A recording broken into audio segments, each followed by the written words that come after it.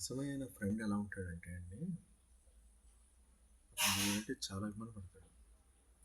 చిన్న ముక్క మిమ్మల్ని ఎవరైనా అవ్వాలంటే యాక్సెప్ట్ చేయడు. గొడవకెళ్తాడు అతని మీద. నలుగురిలో పెట్టి మిమ్మల్ని అవమానించడు. తక్కువ చేసి ఎప్పుడు మాట్లాడడు. మీరంటే అభిమానం పడతాడు. మీ అభివృద్ధి కారకం అవుతాడు. తన ఫ్రెండ్ గురించి కూడా నీ బంధువు సహాయం చేసినా చేయకపోయినా నిజమైన ఫ్రెండ్ నీకు సహాయం చేస్తాడు. ఆపదలో ఉన్నప్పుడు అది ఏ సమయంలో కావచ్చు, రాత్రైనా పగలైనా ఎప్పుడైనా సరే వచ్చి నీకు హెల్ప్ చేస్తాడు. నీ క్షమ కోరుతాడు. నిజం మిత్రుడు. ఒక భగవంతుడి తర్వాత నిజమైన భగవంతుడు ఎవరైనా ఉన్నాడంటే ఫ్రెండ్.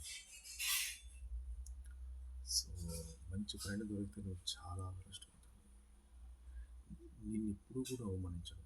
నేను ఎప్పుడూ తక్కువ చేయడు. నీ అభివృద్ధి కోరుతాడు. నీ మంచి చెప్తాడు. ఏదైనా విషయం ఉంటే నలుగురిలో కాకుండా ఒంటరిగా ఉన్నప్పుడు మాత్రం చెప్తాడు.